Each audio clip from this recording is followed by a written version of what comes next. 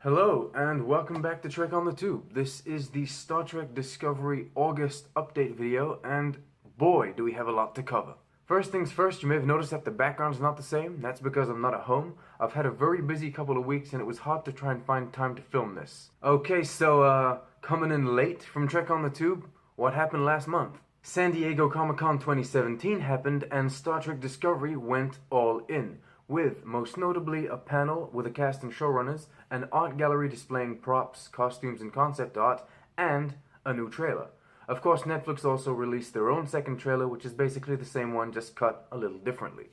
We also got an article in the latest issue of Entertainment Weekly, a lot of photos, some teaser videos, and interviews with smaller outlets. And to top it all off, the 2017 Las Vegas Star Trek convention. Put simply, social media was buzzing with Star Trek Discovery news coming in from every direction, so much so it was actually very hard to keep up with. That means I won't be going over everything date by date like we did last time, because that'll just take forever. What I'm gonna do is, as I talk about the trailer, we'll refer to other pieces of information that were released. Then we'll finish off with some other things that were revealed.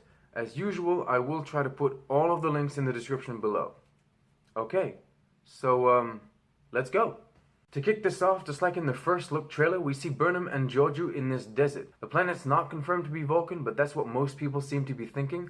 Honestly, I'm starting to believe it's not, rather just some random planet they're stranded on. This could explain the huge rendezvous point delta that they have on the surface. Surface that seems to be home to this creature. Here's some concept art that has it labeled as the Crepuscular. It's got 4 arms and a tail, and at first I thought it was what we call a lower life form, like a dog or a cat. But it's wearing clothes with markings on them, so probably not. I really do wonder if it's gonna speak. We also get this shot showing us these things, which seem to be on the surface of the same planet. My initial reaction was eggs or cocoons, but the more I look at them, the more I think houses. We move on to a ship called the USS Europa getting absolutely wrecked with crewmen running through a damaged corridor.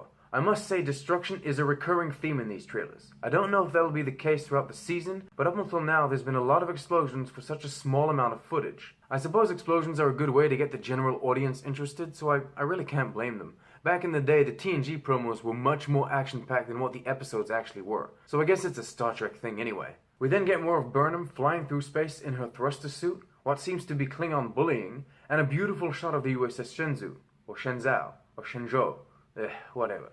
Confirmed to be a Walker-class starship. Of course, we all automatically assume this was a reference to The Walking Dead, but it turns out designer John Eves says the name is an homage to the X-15 pilot Joe Walker. Now, visually, this blows my mind.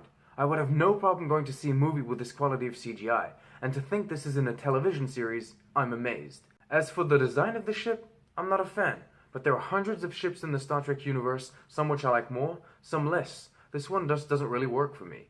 But does it fit into the era? In a strange way, it does and it doesn't. The deflected dish is the main problem for me. I can see this ship as an evolution of the NX-01, the ship from Star Trek Enterprise, except for the dish. Honestly, it's the only thing that doesn't make sense to me, and it's a shame because that single detail takes away from the entire design. We then get this already iconic alien-inspired shot of the sarcophagus ship. Remember, this concept art was leaked back in 2016, and the first trailer led us to believe that they actually used the design. Well, here it is. Confirmed. The ship looks destroyed and abandoned, and going with the theory that it's ancient, this could very well be the Discovery we keep hearing about. After a few more seconds of controversial Klingon faces, we get to see the Shenzhou and the sarcophagus ship face off. Again, beautiful visual effects. Now, I feel kind of stupid saying this, but for months looking at the concept art, I thought this was the front. That's how it seemed natural to me. But in fact, this is the front. How could I have not seen it before? All of a sudden it becomes so much more Klingon in design. Speaking of Klingon ship design, we also get to see a bunch more. This, for example, looks very interesting, and this looks Bird of Prey-ish. Here's another one that resembles designs we're more used to, and of course, this little guy looks very Bird of Prey. Now here's some trees, or bushes, and mist. Burnham seems pretty surprised, to say the least, as she enters the room, which I feel is not on a ship, maybe some secret facility or something. Could be related to the space fungi that's been mentioned or the new way to travel. All that and the "what the hell's wrong with this ship" comment, followed by officers running in an abandoned corridor, all felt very The Expanse to me. Now let's move on from space fungi to space fun guy, Harry Mudd. Which absolutely everyone is freaking out about because it would seem he's lost his fun as well as his face. Come on, this is 10 years before we see him in the original series. It makes sense that he looks different. And to be honest, he's not that different. He's got a beard, he's got more hair, and he's not as fat. He's just younger. What scared me was that they made him too badass or epic, considering it's been said Rainn Wilson is playing the character in a less broadly comic manner. But when I told writer Ted Sullivan I wanted Mudd to remain a bit of a goof, he hit the like button. I may be reading too much into this, but if you take into account the fact that they can't say anything about the show, to me this is a passive yes. By the way, the "You're mad, I'm Mudd" is very cheesy, and it resembles the original series in that respect. The trailer ends with, you guessed it, a whole lot of destruction, but also Burnham being escorted to the brig, Burnham in the brig, and Captain Lorca quarantined in sickbay. A couple other things worth mentioning would have to be this shuttle leaving the hangar and these things, which look like a Prime timeline top-down view of the Vulcan Learning Center we see in the Kelvin timeline. As you can see, they're on fire, and the shot that follows is Sarek helping a young Burnham, so I'm willing to bet this is a flashback to the day she lost her parents. Before we definitively move on from the trailer to other news, I wanted to take the time to talk about Discovery's coherence within the Star Trek universe. The uniforms, the ships, the technology, no one seems to be too caught up on that. We are in 2017, so it's only logical to bring certain visuals up to date. Hopefully they will explain some of these choices made as the season comes out, but everything that isn't explained will be taken care of by the fans. The Star Trek fandom is a very active community, and it will find ways to make everything work, so don't worry about that. Though there might be too many Starfleet deltas to explain. The Klingons, however, seem to be the main issue. So much so, even non-Trekkies I've watched reacting to the trailer were actually kind of confused. Now, some Trekkies would argue our incomprehension regarding the Klingons' look adds to the idea of discovering the unknown. It makes them seem more alien, more scary in-universe, and on a certain level it even scares us in real life because we weren't expecting change. It is an interesting way to see things, but on the other hand, some fans are just mad. In any case, a lot of people have come to accept their new look, and are just now concentrating on what the story will be. I'm still conflicted. Of course I want the story to be amazing, and of course that's what's important, but I don't understand the necessity to mess with already established visual designs. Funny thing is, part of me still believes we're gonna see the Klingons that we're used to. The holographic ones we see in the trailer are wearing completely different costumes, and we don't see their heads or faces. Maybe there's a reason for that. Also, recently we got to see this amazing photo of Cole, a more traditional looking Klingon played by Kenneth Mitchell that belongs to another house, the House of Kor. They're saying Discovery will show us 24 houses. Fingers crossed at least one of those houses features Klingons with hair. Mary Cheffo actually addressed the lack of hair at the Las Vegas convention. She said, "I will attest to the fact there is a reason my ridge goes back the way it does. There are senses and pheromones." Adding backstory and scientific justification to Klingon ridges is amazing, and I'm all for it, although I will say one thing.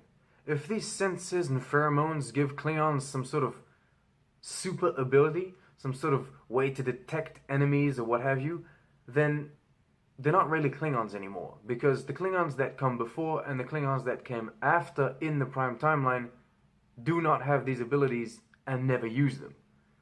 You've essentially made a new race. Okay, let's move on to something positive, something that made everyone extremely happy. The Starfleet props. We're talking communicator, hand phaser, phaser rifle, tricorder, badge, etc. Without doing an in-depth analysis, here are some photos of the props that will be used in Discovery, and some props from the shows that came before.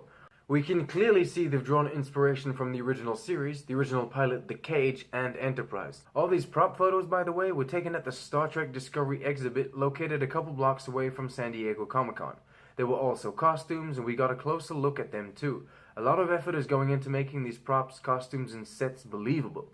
Everything is very high quality. Sam Bartolomeos even said he was speechless when he first saw the bridge set. He was very excited about how much of the gadgets on set actually work. He felt like he could literally take off in space. Those are all very positive things to hear, and I can't wait till they let us visit. Assuming they ever do.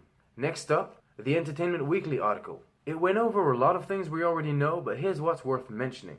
Lieutenant Saru is part of a race that evolved as prey on their home planet, which explains his ability to sense death.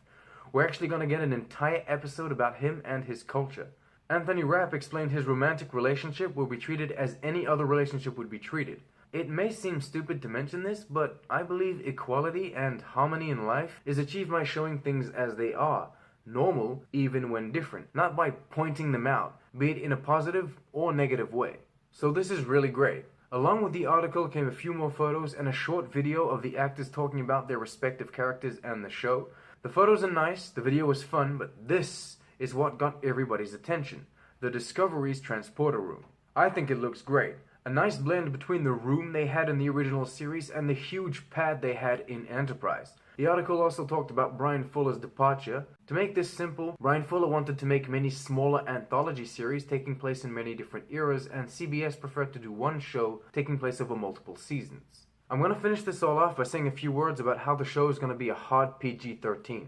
As much as I am pleased to know that the show is going to be more adult and thus more grounded, it's kind of a shame to think that children under 13 are going to miss out. Above all else, Star Trek is a franchise that inspires kids and transforms imagination into creativity. Kids are the next generation, and showing them a positive future has direct influence on how they mature. This being said, even if the show is PG-13, Aaron Harbert said profanity and nudity feel weird in Star Trek, so they won't be going down that road. Okay, well there you go. That about covers it. I don't know if I'll do an update next month, because the show will be coming out pretty soon at that point. We'll just have to see. In the meantime, has any of this news affected your opinion on Discovery in any way? Are you excited? Are you disappointed? I really do love to hear what you guys think. As usual, thank you very much for watching. Like, subscribe, and leave those comments. Live long and prosper.